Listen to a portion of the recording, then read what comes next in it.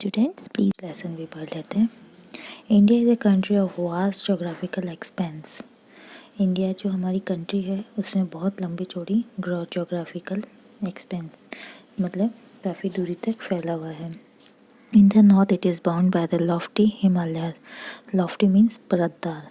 North के अंदर इसमें परतदार हिमालयाज हैं। The Arabian Sea in the west और वेस्ट में अरेबियन सी है। The Bay of Bengal in the east और ईस्ट में बे ऑफ बंगाल है।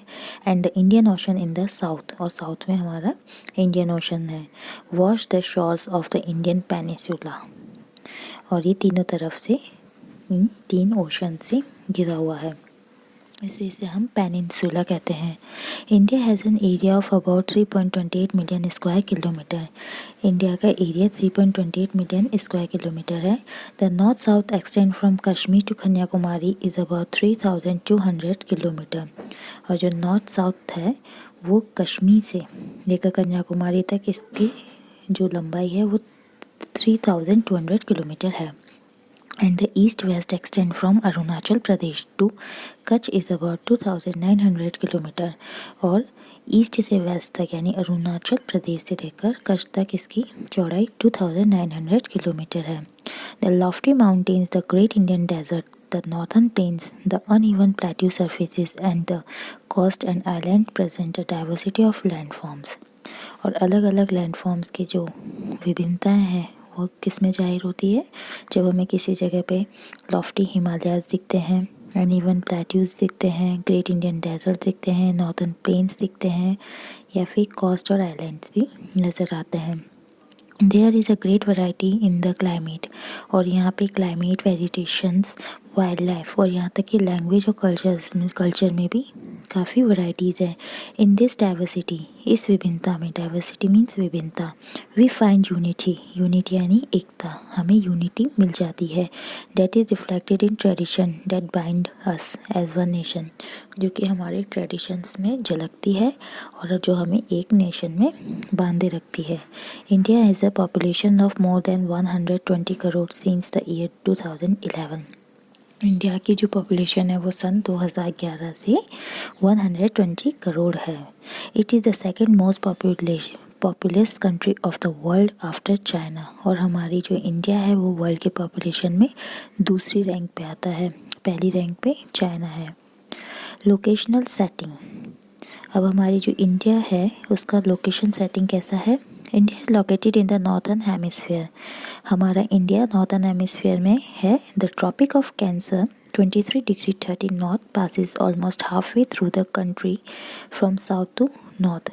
हमारे कंट्री में साउथ से नॉर्थ तक जो ट्रॉपिक ऑफ कैंसर है वो पास होता है लगभग आधे से ज़्यादा रास्ते में। Main land of India extends between 8 degree 4 north and 37 degree 6 north latitudes और जो इंडिया का मेन लैंड है वो 8 डिग्री 4 नॉर्थ से 37 डिग्री 6 नॉर्थ लैटिट्यूड है फ्रॉम वेस्ट टू ईस्ट और वेस्ट से ईस्ट में India extend between 68 degree 7 east and 97 degree 25 east longitude और इतना इसका वेस्ट से ईस्ट में लॉन्गिट्यूड है। If we divide the world into eastern and western hemisphere, अगर हम हमारे पूरे वर्ल्ड को ईस्टर्न और वेस्टर्न हेमिस्फीयर में डिवाइड कर देते हैं, which hemisphere would India belong to? India belongs to northern hemisphere. Due to great longitudinal extent of about 29 degree, there would be a wide differences in local times of places located at two extreme points of India. India में दो जगहों पर ही अलग अलग समय हम देख सकते हैं क्योंकि यहाँ पे जो लॉन्गिट्यूडनल एक्सटेंड है वो लगभग 29 डिग्री पड़ता है जो कि ज़्यादा ही है। As such the difference between these two points would be of about 2 hours, इसलिए इंडिया के जो दो किनारे हैं, एक्सट्रीम पॉइंट्स हैं, वहाँ पे 29 डिग्री लॉन्गिट्यूड होने की वजह से 2 घंटे का फ़र्क पड़ जाता है। As you have learned earlier, जैसा कि आपने पहले याद किया हुआ है, the local time changes by 4 minutes for every 1 degree of longitude. जैसे कि आपको पता है कि 1 डिग्री लॉन्गिट्यूड का मतलब होता है 4 मिनट का अंतर। The sun rises about 2 hours earlier in the east, यानी कि Arunachal Pradesh, and in the west Gujarat. जो हमारा सूरज उगता है वो 2 घंटे पहले उगता है ईस्ट के अंदर अरुणाचल प्रदेश में, और उसके बाद सबसे लास्ट में आता है वेस्ट में गुजरात में, यानी 2 घंटे के सफ़र के बाद। You have already read earlier why the local time of longitude of 82 degree 30 east has been taken as the Indian Standard Time. This meridian or longitude is also termed as the Standard Meridian of India. जो आपने पहले देखा था कि longitude 82 degree 30 east के ऊपर हम India का स्टैंडर्ड टाइम मानते हैं, और इसे हम स्टैंडर्ड मेरिडियन ऑफ इंडिया के नाम से भी कहलाते हैं, जानते हैं। India's neighbours. अब हम हमारा जो इंडिया है उसके नेबर्स यानी उसके पड़ोसी देशों के बारे में पढ़ेंगे। There are 7 countries that share land boundaries with India. India के साथ 7 कंट्रीज़ है जो कि इंडिया को बाउंड्री से लैंड शेयर करती है, यानी उसके नेबर है। फर्स्ट है Pakistan, second China, third Nepal, fourth Bhutan, fifth Bangladesh, sixth Myanmar और the last one is 7th Sri Lanka. ये आपको इंडिया का पॉलिटिकल मैप दिखाया हुआ है, इसे आप केयरफुली रीड कर देंगे। Of these countries from the figure 7.1. How many of these countries do not have access to any ocean or sea? इसमें से देख के बताइए कितनी ऐसी कंट्रीज़ है जो कि जिनके समुंदर को एक्सेस नहीं करती, जिनके पहुंच से समुंदर दूर है। जैसे हमने चाइना पढ़ा था, नेपाल पढ़ा था, भूटान पढ़ा था। ये जो कंट्रीज़ इनमें समुद्र की कोस्टलाइन शेयर नहीं करती है। Across the sea to the south lie our island neighbours Sri Lanka and Maldives. और हमने दूसरी कंट्रीज़ है जो कि समुद्र की कोस्ट लाइन को शेयर करती है, वह है श्रीलंका और Maldives. Sri Lanka is separated from India by the Palk straight. और श्रीलंका इंडिया से एक स्ट्रेट से अलग हुआ है जिससे हम कहते हैं पाल्क स्ट्रेट, जो कि रामायण में आपने पढ़ा था कि हनुमान जी ने पत्थर फेंक फेंक के जो रास्ता बनाया था लंका तक का, उस रास्ते को कहा जाता है पाल्क स्ट्रेट। ये देखिए पिक्चर में political and administrative divisions. India is a vast country. India एक बहुत वास्ट कंट्री है। For administrative purposes the country is divided into 29 states and 9 union territories.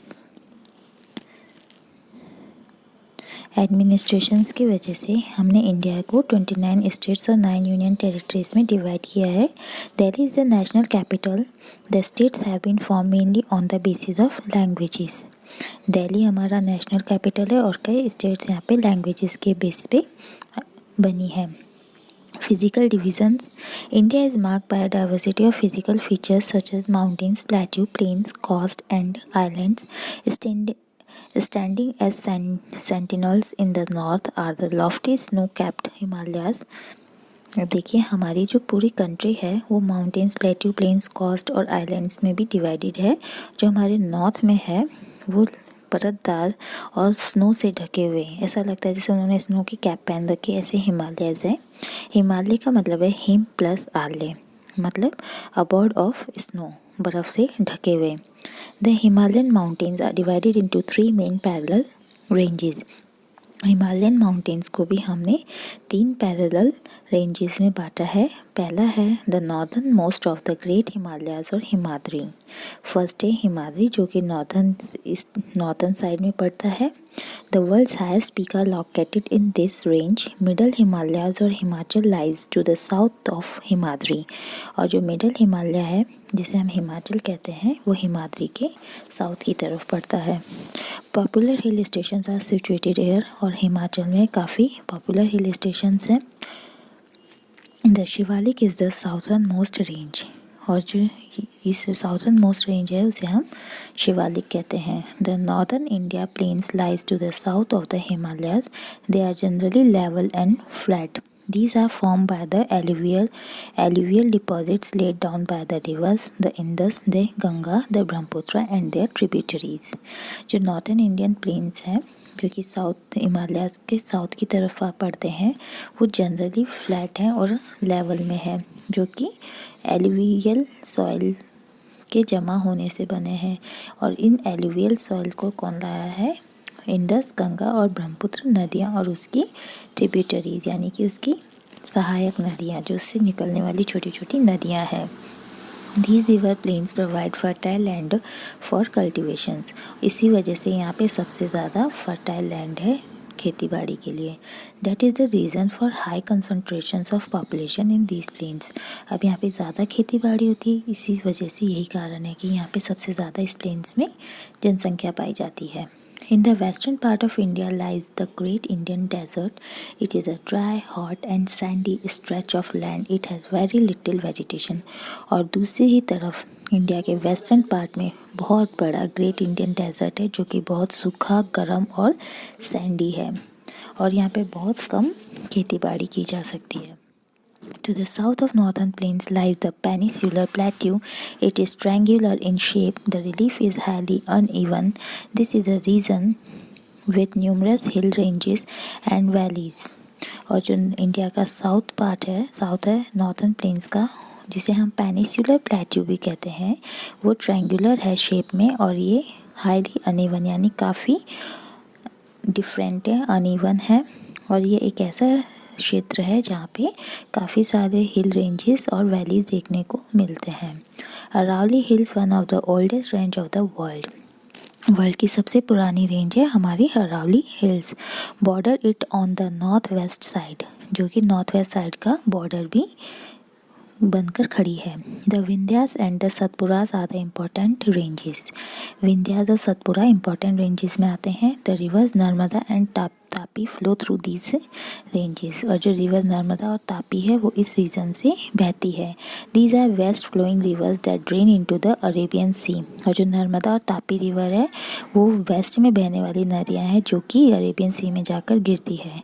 The western Ghats और Sahyadris border the plateau in the west and the eastern Ghats provide the eastern boundaries. और जो western घाट है जिसे हम सह्याद्री भी कहते हैं, जो कि border the plateau in the west, west के प्लेट्यू का बॉर्डर है, और ईस्टर्न घाट्स है वो ईस्टर्न बाउंड्री प्रोवाइड करते हैं। While the western Ghats are almost continuous, the eastern Ghats are broken and uneven. The plateau is rich in minerals like coal and iron ore.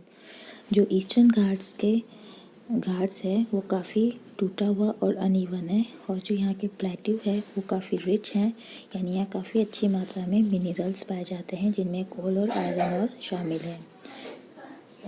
To the west of the Western Ghats and the east of Eastern Ghats lie the coastal plain। Western Ghats के waste में और Eastern Ghats के east में coastal plain पड़ता है। The Western coastal plains are very narrow। Western coastal plain तो बहुत ही सकड़ा है, वहीं the Eastern coastal plains are much broader। Eastern coastal plains थोड़ा चौड़ा है।